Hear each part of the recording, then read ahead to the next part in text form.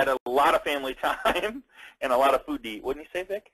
Yeah, we all are.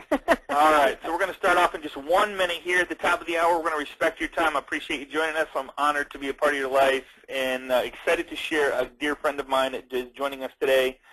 You know what, Jonathan, I'm drawing a blank, but let me hit the recorder, and I will do a formal introduction, and we will go from there. 1 second.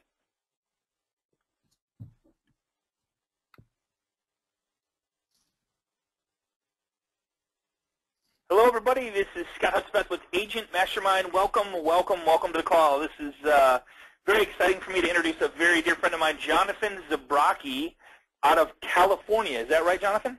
Yeah, yes, sir. Hello, Scott. How you doing, buddy? Thank you so much for taking time out of your day today. Jonathan has been in the business about 11 years. This year alone has closed $40 million in production. The last 11 years, about $330 million. Here's the best part that I like, that excites me the most. He's doing it in 11 to 15 hours a week, okay? Here's the other thing. He's has been noticed and has, how do you say it, interviewed or been on ABC, CNBC, Fox, and MSNBC. And here's another cool part I just learned, that he's selling his homes in about 8 days for 5.1% more money. So Jonathan's going to be on with us a lot over the next 8 weeks, and I just, dude, I welcome you. Appreciate you being here with us and taking time out of your day. And I got my notepad ready to learn, brother. Awesome. All right. Well, yeah. Thanks a lot for having me on. I appreciate it. And yeah, I started in real estate 11 years ago. I started in Minneapolis, Minnesota, and probably one of the best things I did is I teamed up with a top producer. And this gentleman had sold over 3,000 homes, and it helped my wife and I and our family buy and sell a couple of homes. And so when I got into real estate, I called him up and I said, you know, I'd like to work with you, and away it went. And my first year, I did a little over 10 million in sales. My second year, a little over 14 million, and my third year, a little over 27 million in sales. And that was, like I say, about 11 years ago. And the big difference, I think, with myself versus a lot of other realtors out there is I spent a lot of money on training and coaching and really building a business. And so that between that second and third year, I spent probably, gosh, no joke, Scott, probably about $90,000 on just personal improvement. And you know, you name the real estate coach, and I'm sure I signed up for their programs and implemented their proven principles. And then I kind of just developed my own, right? So I took some from this person and this person and this person, and away it went. And yeah, pretty much every year I've had my best year ever, which is great. This year, this year, probably 12 to 15 hours a week, and that might be overstating it. I just came back from a nice week-long vacation with my wife and our 4 kids. We went to St. John, part of the U.S. Virgin Islands, and probably 5 years ago, I moved from Minnesota to San Diego. And then what I would do is I would fly back to Minnesota basically once a week to hang out with, you know, my realtors there. And then I started going back maybe every 2 weeks, and it was once a month, and it was once a quarter.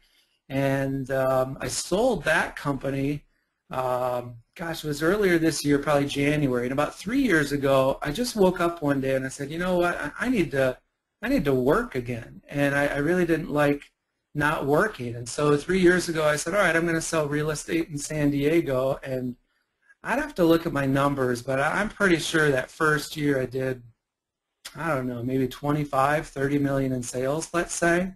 And I don't know anyone, you know, so, but I definitely hooked up with Zillow, Trulia, Realtor.com. I still, to this day, get a lot of my leads that way. That's really, really important to me, and I've definitely perfected a system that, you know, when those leads come in, I convert them, and it's probably at a 33% conversion rate, which is very, very high.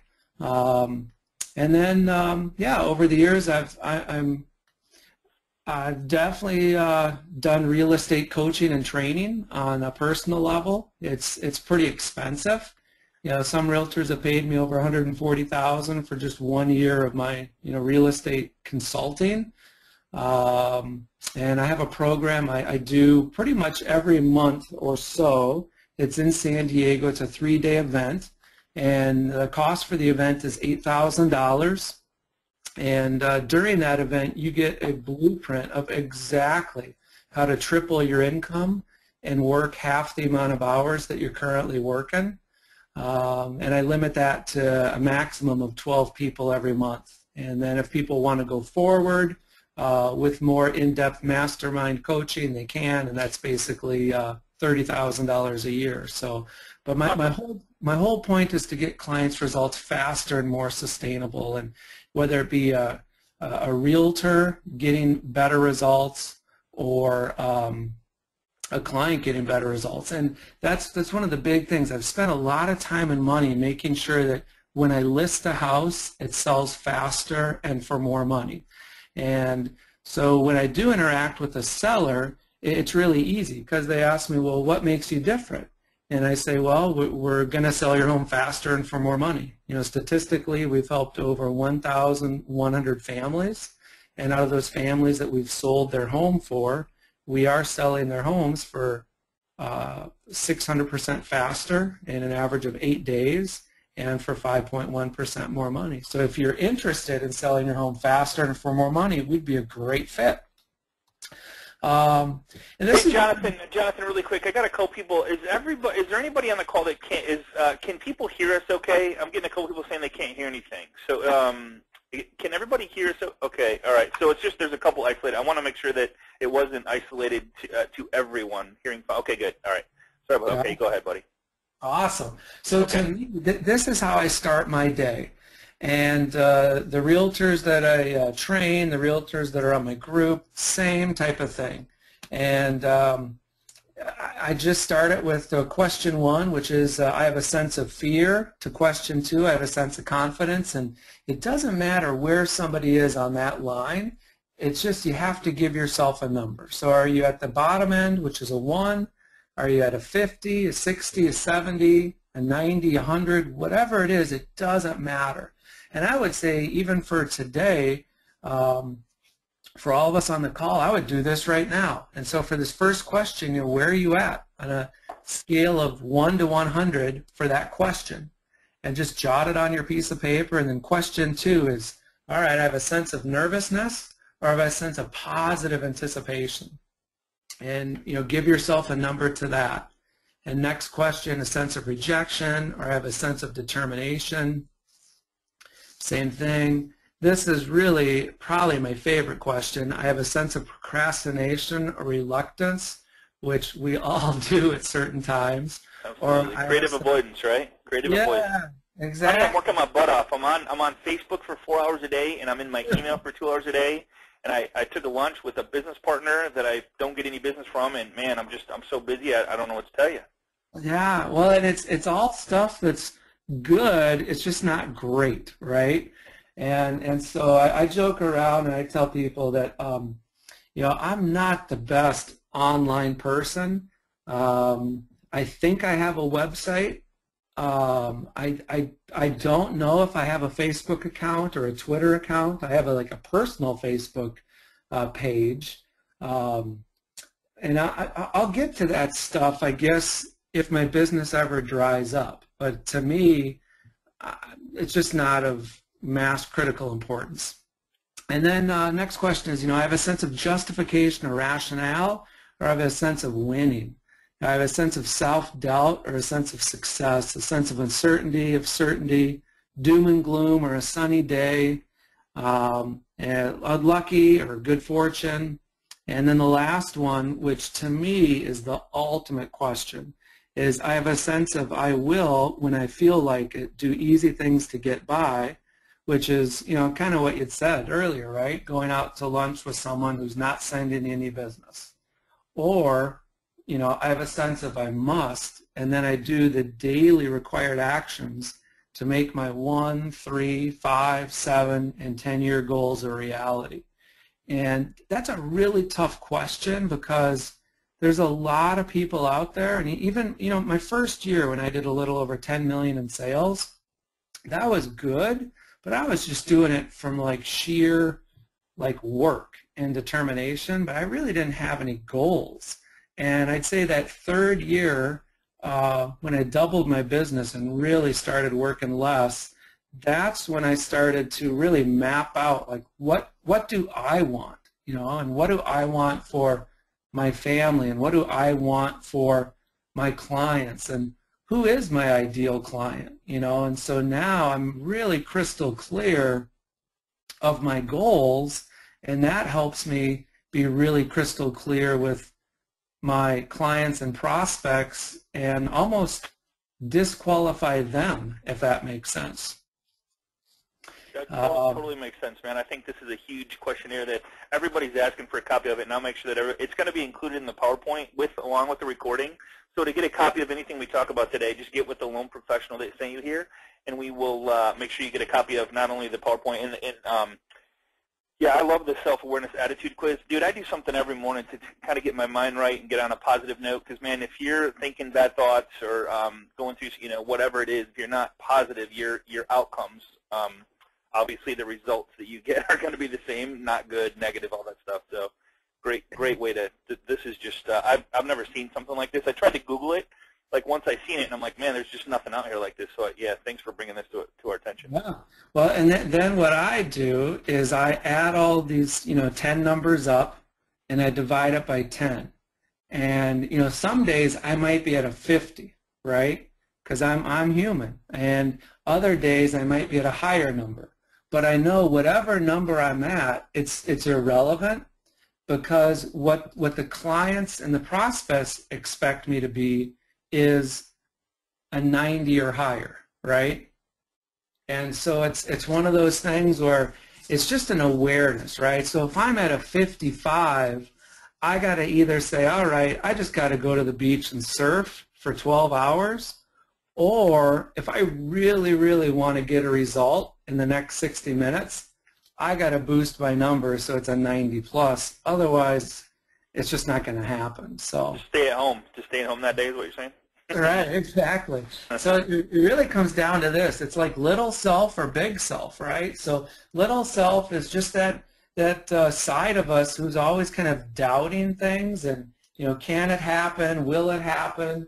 And then, big self is just the person that goes out and just does it, right? And it's kind of like my favorite slogan is Nike.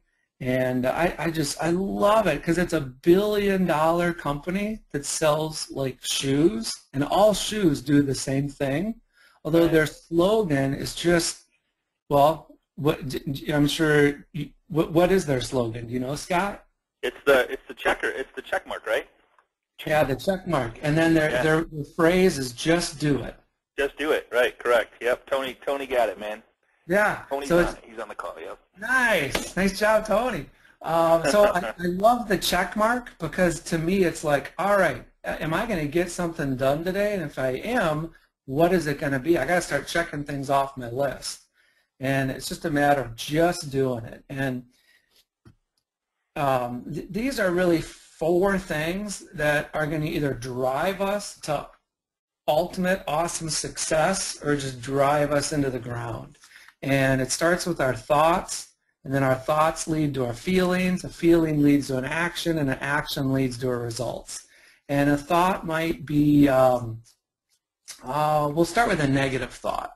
So what would be a hypothetical negative thought that a realtor might have today through the rest of the year? I'm going on a listing appointment, and they might say no. They might say no. Okay, awesome. Or my competition gets there first and has something better than me. Gotcha. Okay. So yeah, they might say no, I might not get it.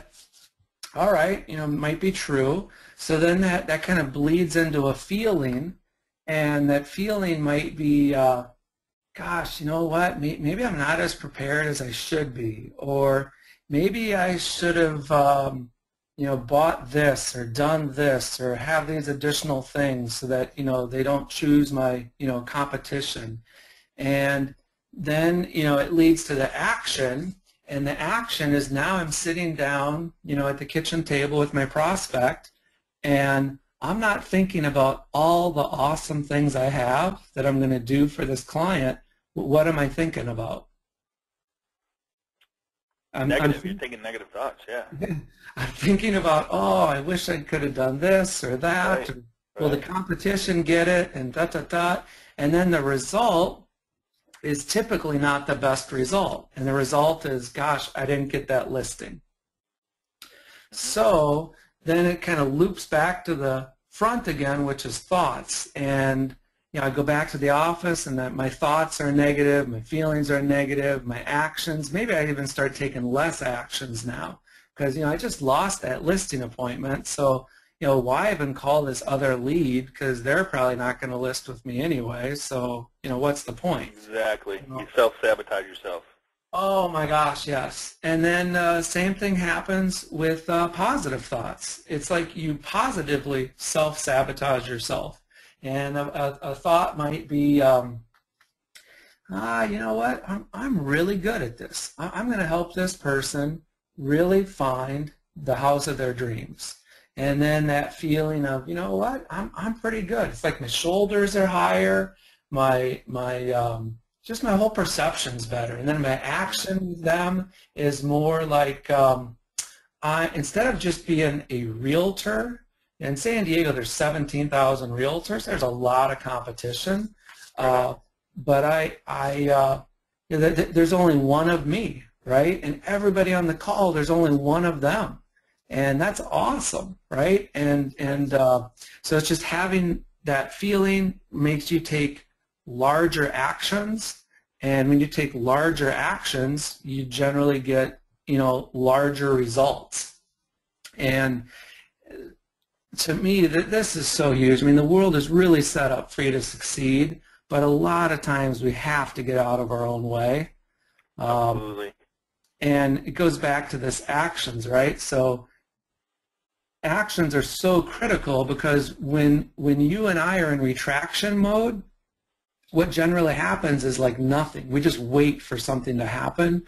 Or hope that it happens. Yeah, we call it hopium. Yeah, exactly. We hope something. I hope the phone rings. I hope somebody emails me. I hope that I get this listing. Like, yeah, I don't like that drug. Right, and it just doesn't happen. And I really believe the world needs more big players. I mean, just like you, and we got to change ourselves to change our world. And so that's why I spent so much time and money between my second and third year in real estate, really changing myself. Because I was kind of stuck, at least I felt I was stuck in this $10 to $15 million range, right? My first year I did $10 million, my second year $14 million, and I was like, I just don't really want a 40% increase. I want a big increase. And instead of looking outward, I really looked inward. And so this is a skill and a tactic that I think is really important. I call it listening 101, and it's about asking a great question, listening, and then saying, hey, thanks for sharing.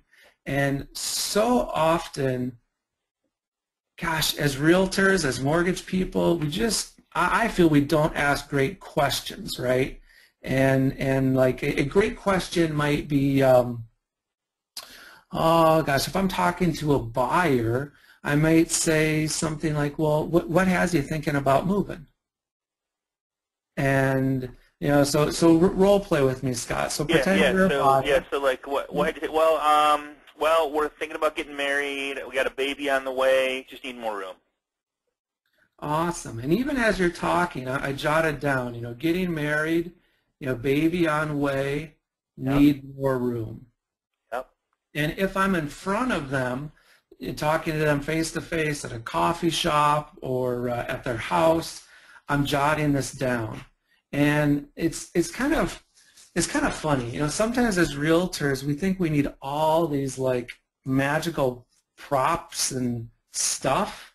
And if you came to my home office in San Diego, it's like, it's pretty sad. I mean, I have a yellow pad of paper, and that's my big magical prop. Perfect. Well, it shows you're listening. Yeah, it shows I'm listening. It shows, yeah, you wrote it down, you're listening, and you can reference it later. Yeah, I mean, because to be honest, people don't listen anymore. They're always thinking about what they're going to say next. Like you say, what's my next big prop? And people don't, I mean, God, people don't get listened to anymore, and like it kind of goes in one ear and out the other, and then they're on to whatever they want to say next, for sure. Exactly. And so it's like I want them to feel like they're the most important person on global planet Earth. Right. And that is like really, really important to me. And so it's what a doctor does, right? So, gosh, our oldest daughter, probably 2 months ago, she tore her ACL. And so we went to the doctor, and the doctor didn't have all these awards on his, office. He didn't have, it was a pretty, basic looking room, right? But he just comes in with his file folder and starts taking notes and starts asking questions. And it's so simple. So all I do is pretty much what a doctor does. And so, hey, awesome. Okay, so, you're getting married. That's awesome. A baby on the way. Fantastic. You need more room. Tell me more about those things. And I might go like 6 levels deep with that, right? So yeah, I might, yeah. Oh, you're getting married. Awesome. Tell me more about that. Well, I've been dating her for 7 years and dot, dot, dot. Oh, it's awesome. Tell me more. Where'd you guys meet? Oh, we met here and did this. And oh, cool. And, so tell me more. Like, where do you guys live now? And, when you say more room, what does that mean, right? Because sometimes we got to get out of our own way, right? And it goes back to this right here. The world is set up for you to succeed. Now you got to get out of your own way, because I might be talking to somebody who says, hey, I need more room. And if I live in a 1,000 square foot house, to me, more room might be 2,000 square feet. Correct. Right? Yeah, right. Good point. So I live in a 1,000 square foot house. I say, hey, Scott, so you need more room. Wow, like what? Like 2,000 square feet? And they might be thinking, no, we need like 6,000 square feet, and they just cross me off as their realtor. Right, exactly.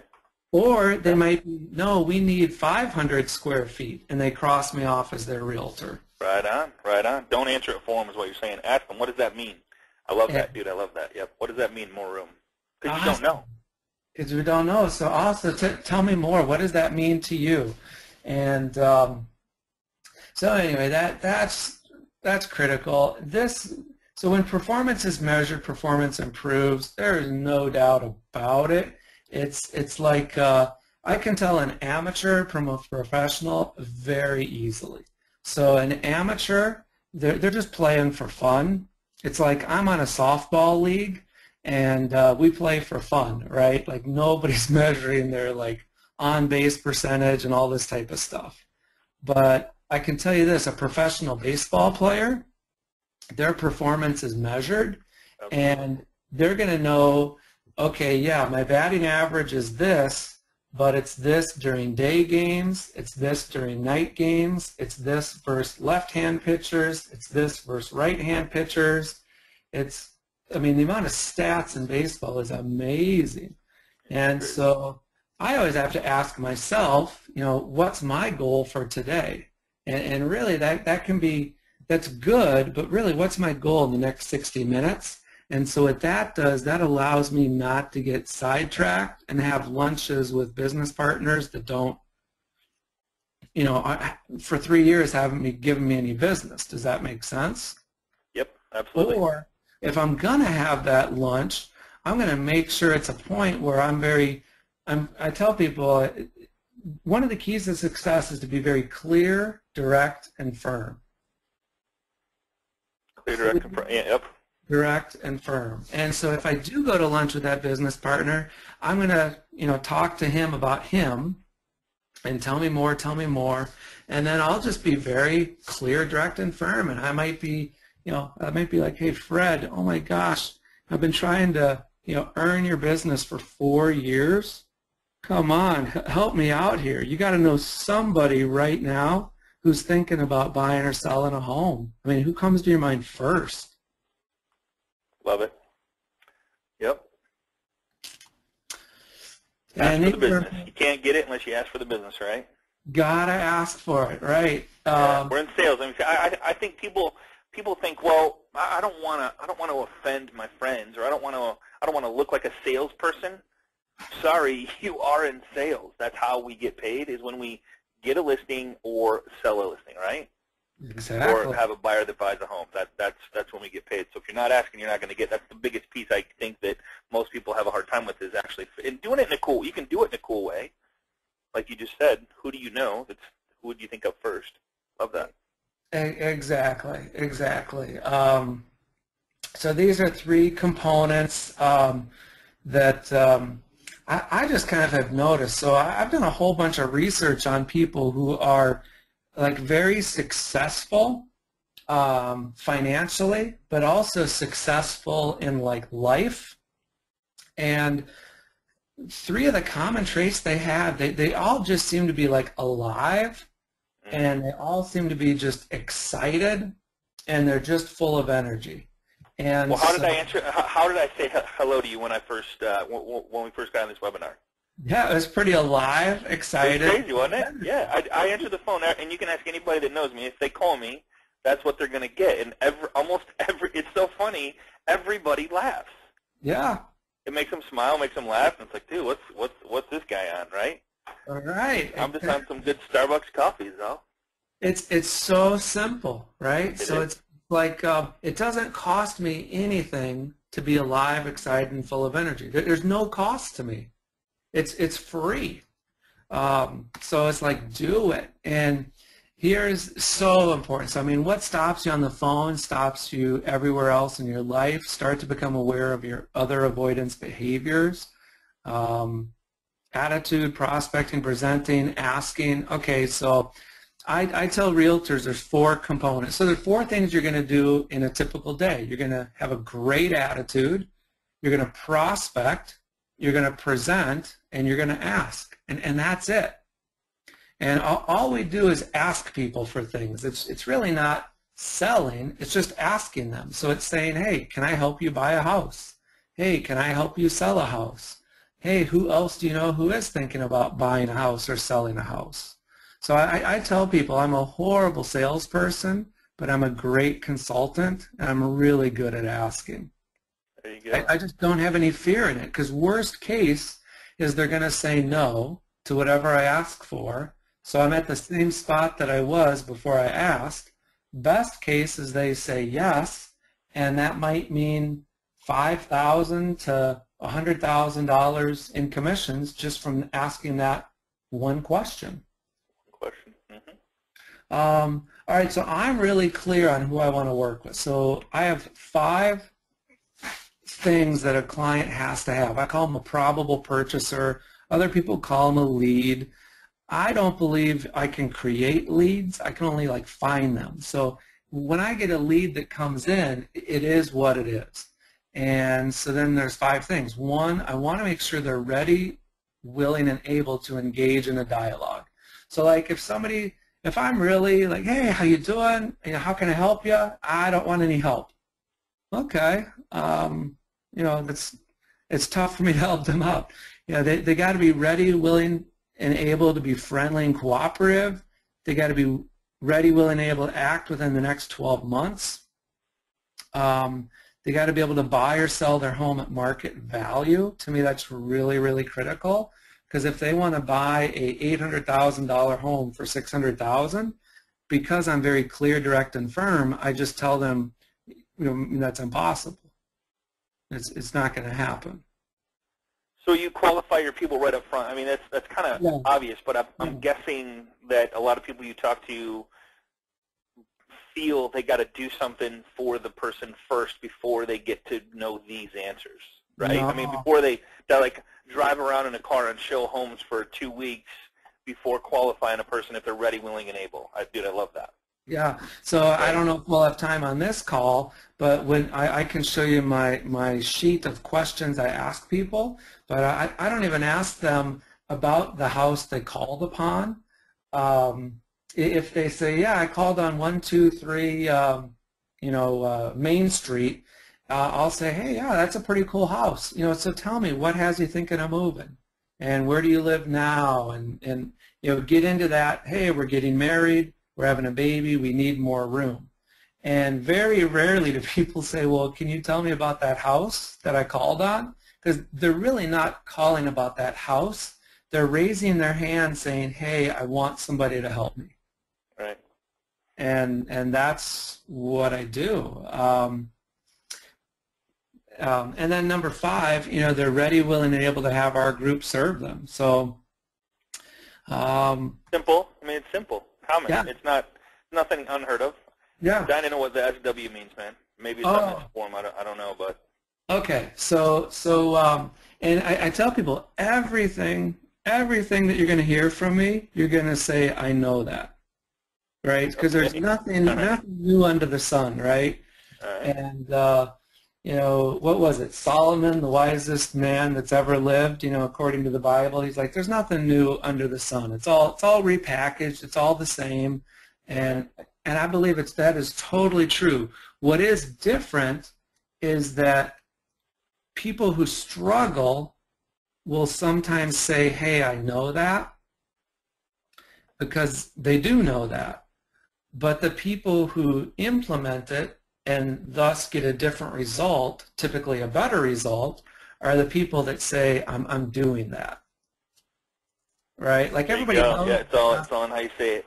Yeah, everybody knows. I want to, or I am. Yeah. Right. Everybody knows to ask the business partner, hey, who do you know right now who's thinking about buying or selling a home that I can help? Right. Everybody's going to say, well, of course I should say that. But it's the brave people who basically get out of their comfort zone and quote-unquote risk that relationship by asking for that. And so SW, SW, SW, SW, 4 of them. And I don't have any tattoos, Scott, but if I did, this would be the largest tattoo on my forearm, like a massive, because it stands for some will, some won't, so what, someone's waiting. Wow, love it. Okay, all right. So every conversation I have is, some will want to work with me, some won't want to work with me. So what? There's nothing I can do about it, and someone's waiting. Yeah, love it. That is a great tattoo, man. Yeah. So I get a lot of leads. I probably, gosh, I don't know. I don't want to say because I don't know, but I'm guessing probably 200 leads a month. Okay. And I probably call 10% of those leads. So I probably actually get on the phone and talk to 20 of those people. And the two things I'm looking for is I'm looking for someone who's really going to buy and sell a home at the same time, and then someone who's going to buy and sell a home in that $400,000 to $900,000 range. And could be even a little higher than that, probably more like 400 to maybe 1.4 million range. But I like to work with someone that's going to buy and sell because I'm getting 2 transactions for basically the same amount of work as just helping somebody sell a home or helping somebody buy a home. And then I just find, and it's different in different markets, but I like working in like the middle range. Like, so where I live, most homes, average home price is probably $1 million, and it probably goes up to $22 million, and probably down to as low as $300,000. And so I don't want to work that low side of things. I want kind of the middle bread and butter. But that's again me. It's different for different people. Because I just find that those people are, like, I don't work well with like a Rolls-Royce buyer, if that makes sense, because he's got the Rolls-Royce, he's looking for an $8 million home, he's upset that it doesn't have granite made out of Africa, he's wanting to know where the blinds were made, were they made in Swahili, were they made in Thailand, I don't know. They're just blinds. And someone who is not at that level is just more interested in non-perfection, if that makes sense.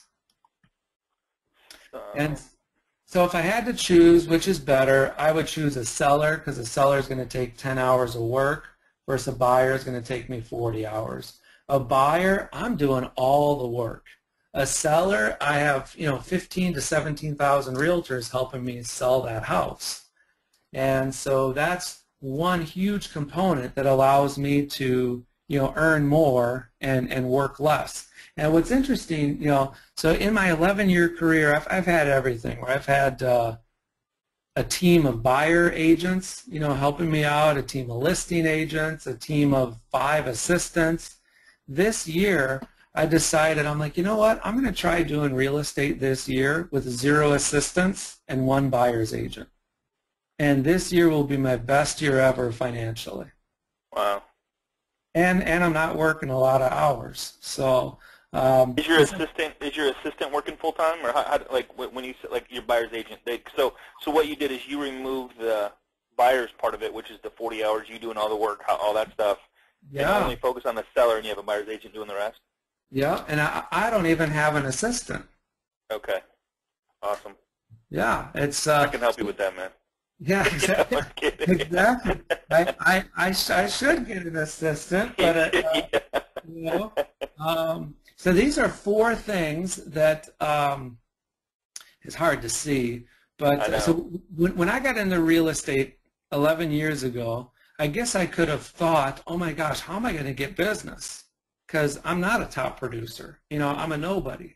And but I read this article. It was done by the University of Washington, and it said the 4 things that people wanted out of a realtor were they want someone who's friendly, someone who's caring, someone who's energetic and magnetic, and someone who's a servant. So when I read that, I was like, awesome, that's me. So all I got to do is just be me and be friendly, caring, energetic, magnetic, and a servant. And then I got to do it with massive persistence and a lot of consistency. And then I got to do it with urgency, like now, right? So if I get a lead, right now, it's probably 9:30 or something, San Diego time. And if I got a lead, and I'm on the phone with him or her, I would say, hey, let's meet. I could either meet you at 10 o'clock this morning, or I could meet you at 1 o'clock this afternoon. What's better for you? Well, that's having a high sense of urgency. Does that make sense? It absolutely does, yes. And I do that very persistently and consistently. That's just natural.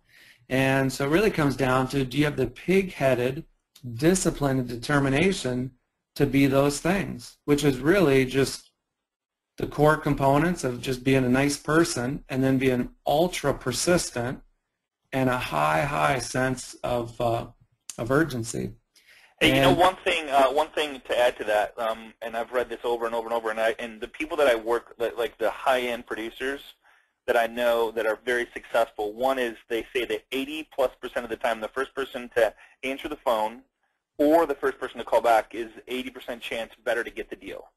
80% of the time. So like that in itself, and then if you add the energetic, friendly, caring, servant type mentality to it, and you tie all this together, that's who they're going to go. I mean, you have an 80% better chance to get the deal than having something go to voicemail and call them back in an hour. Like say within 10 minutes is what realistically you should be calling people back at. Well, yeah. For me, I try and call back within 30 seconds. Correct. Which is, and I just try to answer the phone. If you can answer the phone. I had more success just answering the phone because I know that people want to talk to somebody. That's never, ever, ever going to go away. So if they know that I answer the phone 99% of the time, and the other person, my competition, never answers the phone and it goes to voicemail, who are they going to call? Exactly. There's no secret there. It's just, a buddy of mine said the other day, he goes, we do common things exceptionally well. Isn't that weird when you think about that? Yeah. Common things exceptionally well. Crazy. It is very simple. I give an example of McDonald's, right? So McDonald's is the largest restaurant on global Earth. their big sales pitch, if that makes sense, which is really just asking someone to do something. Like when I go through the drive-through in San Diego and when you go through the drive-through in Michigan, what's the magic words that they ask us when we first pull up? How can I help you? Yeah, that's it. That's it. So if I could do a Control-Alt-Delete of probably everybody on this call and just be like, that's all you need to say. How can I help you? Yeah. All you need to say. Yeah. And that's what did it for me my third year when I went from 10 million to 14 million to 27 million. I got back to simplicity. And yeah, amen, man. All this jibber jabberish, it was just like, hey, thanks for calling. How can I help you? Right. Yeah. and they would ask, well, I'm calling about this house on 123 Main Street. What's the backyard like? And I would say, you know what? I got so many listings, I don't really remember. But you know what? I'd be happy to show it to you. I could show it to you at 10 a.m. Today or at 1 in the afternoon. Get the face-to-face. Yeah, and tell me, you're asking about the backyard. In a perfect world, tell me more about that. What are you looking for in a backyard? Well, we want to throw the football to our son because we like doing that on a Sunday afternoon. Oh, tell me more about that, right? I look at my other that has the tattoo which says, tell me more. And I'm just friendly, caring, energetic, magnetic, and people like it. Doesn't matter if they live in Minnesota or California. People like friendly people. Pretty basic. So really, the real estate is so simple. It's as easy as ABC, but you got to be persistent, got to be consistent, got to be urgent, got to have leads, and really you got to have more leads than you can handle. Which is, I'm just addicted to leads. I want to have more leads that I can physically handle. And then provide value. The biggest way to provide value is right here. Friendly, caring, energetic, magnetic, and a servant. And just saying, tell me more. What are you looking for? How can I help you? And then meet. Step B, which I call it an initial consultation. So it's very non-threatening. And it could be at a house that I show them, or it could be at their house for a listing appointment. And I can go over all the material that I have and use, but really at the end of the day it comes down to me just asking really insightful questions and being clear, direct, and firm with them. And if it's a seller and they want to sell for $800,000 and it's worth $600,000, I have a moral obligation to tell them it's only worth $600,000. So I say, gosh, that's great, you want to sell for $800,000, but experience shows, and I love to use that word, experience shows. Experience shows, your house is going to sell for around $600,000. Is it something? Do you still want to sell? Simple question. Yeah. You can't be scared of it, right? Yeah. Well, gosh, Realtor Fred says he's going to sell it for $800,000. Well, experience shows that your house is only going to sell for $600,000. And one of the worst things you could do is put your home on the market at $800,000, make your life plans for it to sell for $800,000, and at the end of the day, it sells up, for $600,000. That's just not what professionals do, right? It's like, and then I'll give them an example of a physician. And I'll say, when I go to a physician, when you go to a physician, you just want someone who's honest, right? Right. Clear, direct, and firm. And give me worst case scenario. And that's what I'm giving you. And then I usually close with a line that I like to use, which is, bottom line, I'm going to get the job done for you, and I am not going to let you down. There you go. And I love the physician analogy. Yeah, when you call it, you want honest, truthful. You don't want a pie in the sky. Hey, yeah, right? Yeah. And that's and then he immediately relates the other agent to a pie in the sky guy. Right. Or girl, yeah. Yeah. Yep. Well, gosh, so I like to tell people, I say, do you know the three, at least this is in California, Minnesota, I don't know, other states do it, but it's probably similar. But to get a real estate license is you need to have three things. And I'll say this to the client, at their kitchen table. And I just have conversations with people. And this is how I talk with them. And I'll say, there's three requirements to be a realtor in the state of California. One, you have to have a license. So that's just a given. But beyond that, the three requirements are you have to be 18 or older, you have to be sane, and you have to be sober. And those are the three requirements. Those are the three questions they ask you once you've taken your test and passed. Are you 18? Are you sane? Are you sober? That's it. And so the bar of entry to get into the real estate business is just not that high. And so I can see why someone might want to tell you what you want to hear instead of what you need to hear. And my goal is to tell you what you need to hear every step of the way. And there's 381 steps in a real estate transaction. That's a lot. I'm going to help you through every single step. And bottom line, I'm going to get the job done for you, and I am not going to let you down. There you go. Simple. Common stuff. Common stuff, man. And then celebrate. So, I mean, celebrate the closings. Gosh, I make a big deal of that. So I do a housewarming party. Every single one? Yeah. Why wouldn't you? I mean, yeah, crazy not to. Why wouldn't you, right?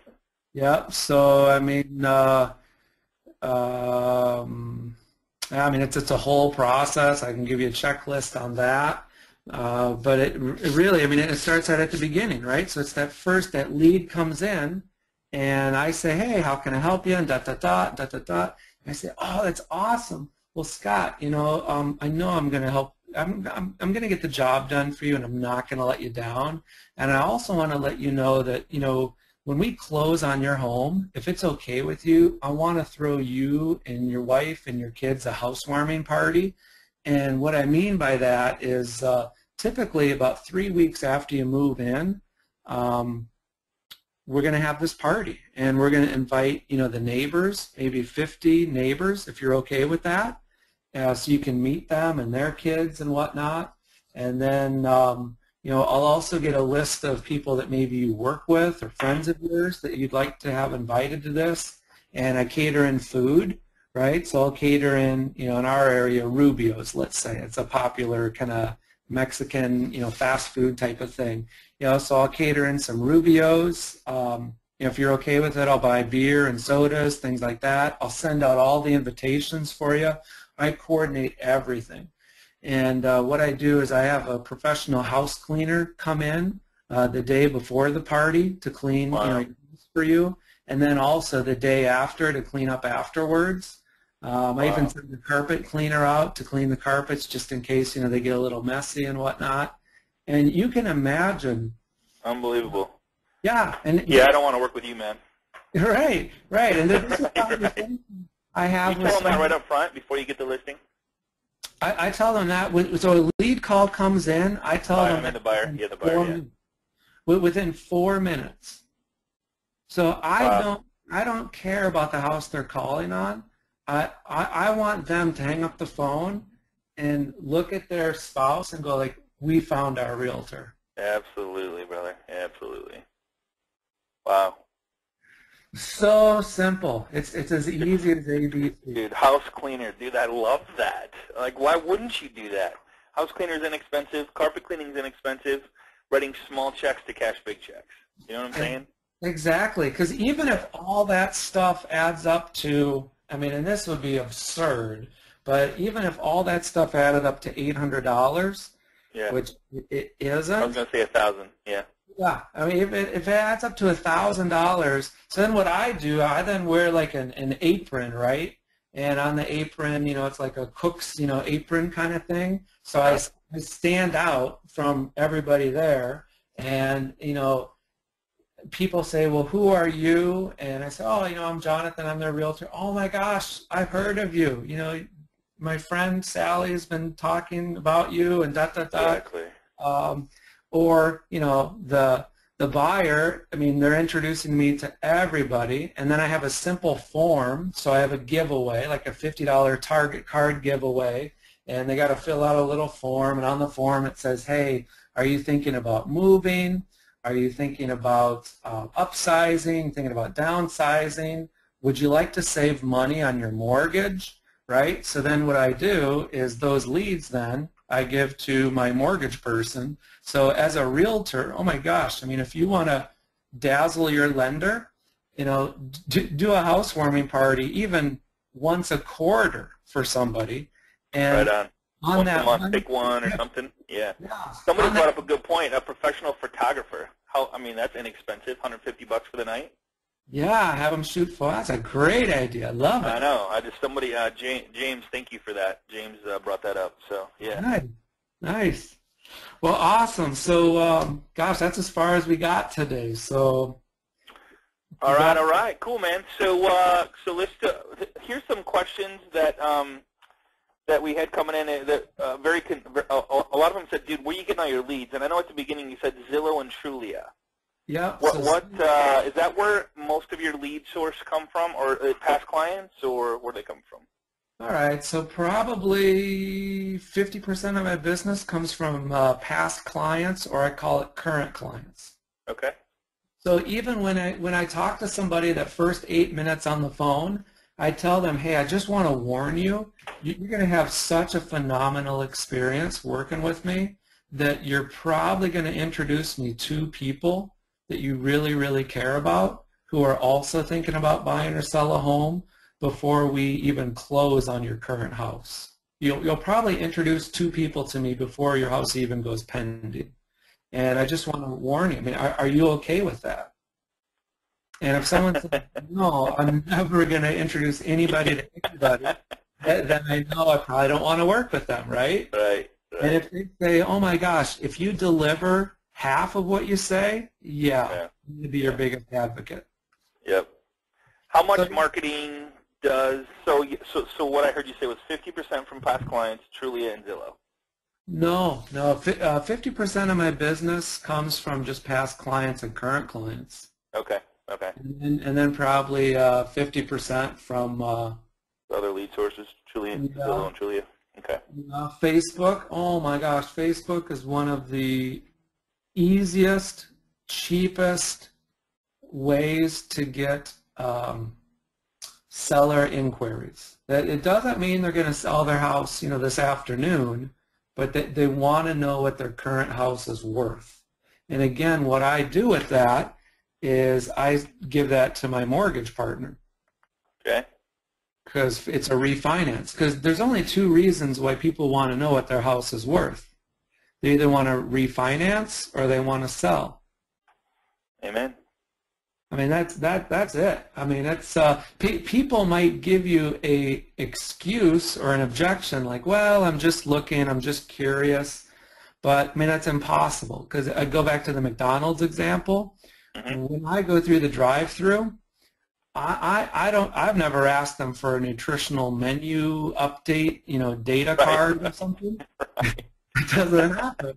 It's like all I ask for is, they say, how can I help you? And I say, yeah, I'd like a Diet Coke, I'd like 2 apple pies, and whatever it is. Right.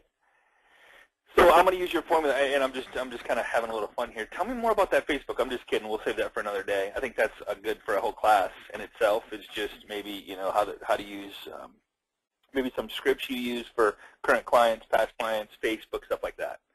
I can show people the exact companies I use and all that type of stuff. Perfect.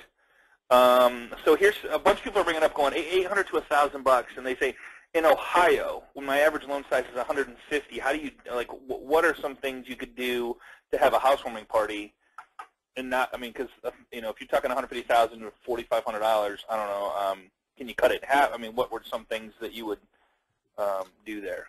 Yep. Okay. So in Minnesota is probably, somewhat similar to Ohio, let's say. And so Okay. what I would do is I would call, like house cleaners, Okay. and I would get that for free.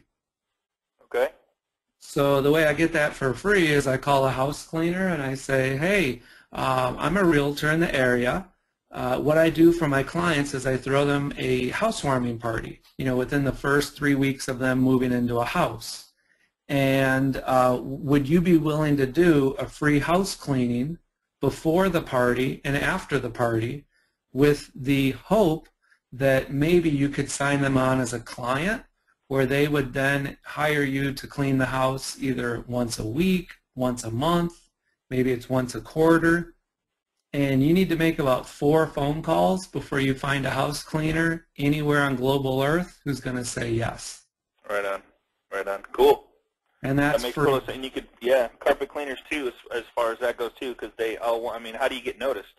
Exactly. A new person moving to a new house. I mean, it's I've even done that, Scott, for restaurants, right? So I take a restaurant, and maybe it's a smaller, local place, and I call them up. I say, hey, I'm throwing a housewarming party for these people. They live in Poway, which is the city I live in. This restaurant's called Bernardo's, and would you be willing to cater in the food? These people are moving in from out of town. They've never heard of your restaurant, Bernardo's. It's one of my favorite. I love it, and I'd love these people to experience it. And I just know that, if you cater this food in for free, they're going to be back to your restaurant probably on a weekly to a monthly basis. Plus, you can leave, coupons or whatnot for for all the guests that come, and I know they'll, be coming to your restaurant as well. right. And again, you need to call about 3 restaurants before Right. one's going to say yes. Or even at a discounted price. I mean, if they got a 100, depending on how many people, it's so much per head. Maybe they'll discount it for you, and I guarantee you can probably get it down to half, if not a third of what, I mean, and then, if you get a big $400,000, go all out, because typically $400,000 homes are going to hang around other people that have $400,000 homes. I'm just saying.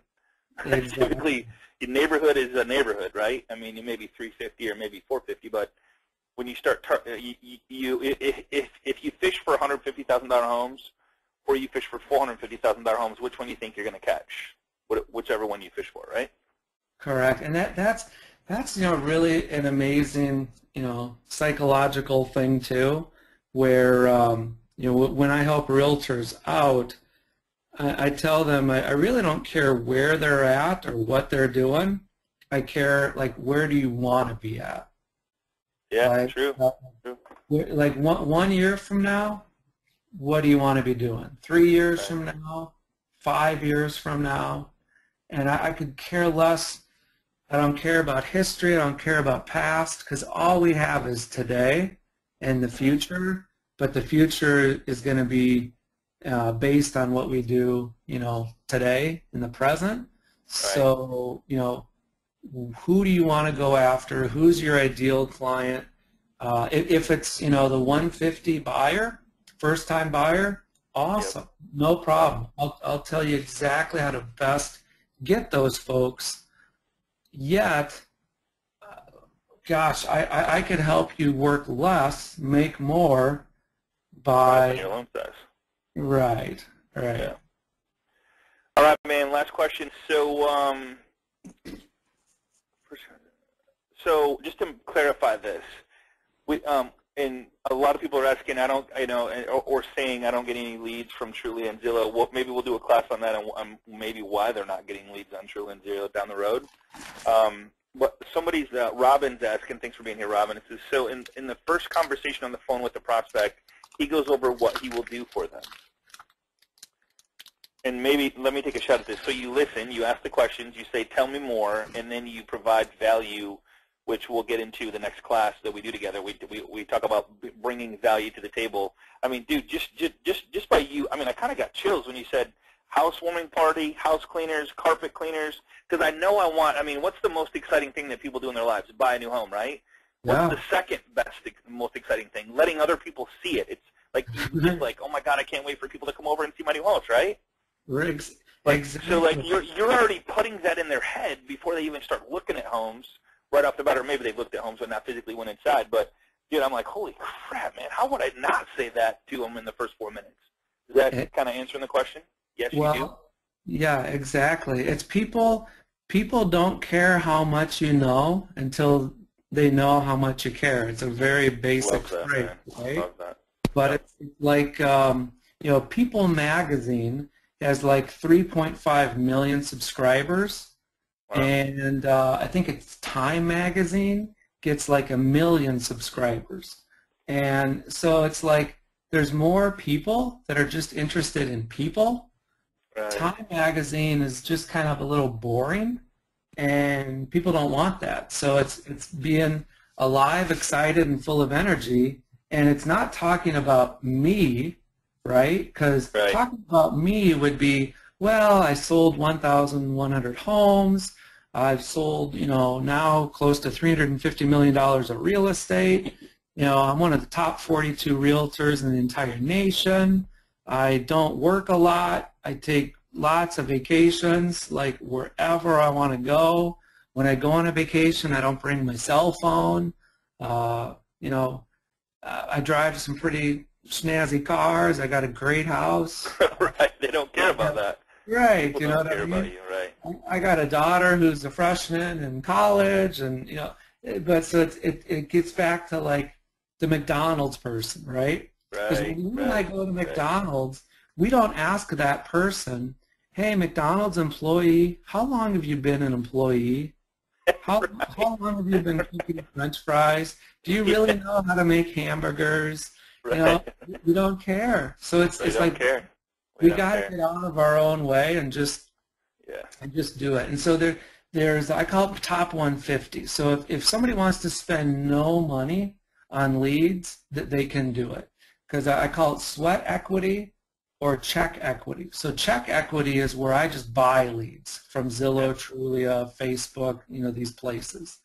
Sweat equity is where I pick up the phone and I call friends and family, or in my case, like when I started in real estate in Minnesota, I didn't know anybody there. My wife, but she's not going to buy a house for me except once. It's just so it's like I got to go meet people, and to meet people, oh my gosh, in today's world is like simple. You can join you can join 2 clubs within a snap of a finger, and probably have 300 people's phone numbers that you could call.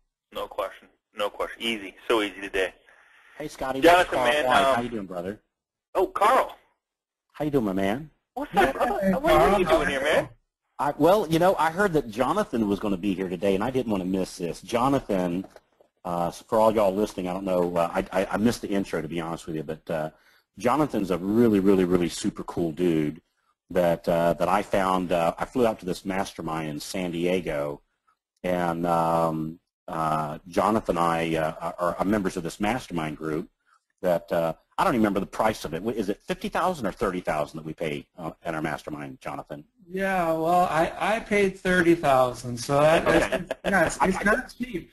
I couldn't remember. So anyway, so we paid $30,000 to be in this mastermind, that Jonathan's a part of, and I tell you, the reason I'm telling you this is this guy's got it going on. He's very successful in what he does. He practices what he preaches. And the main message I got out of Jonathan when I met with him in this room that I paid $30,000 to sit in was a message of simplicity. And Jonathan, what you've been talking about today, man, it's just back to the basics, the ABCs. And dude, this was some really, really, really good stuff. And I'm very grateful that you honored Scotty and myself with being here today. And Scotty, man, great interview, brother. Thanks, man. Thanks so much, man. And a lot of people are coming in. Keith, I appreciate the comments. He goes, great webinar as usual.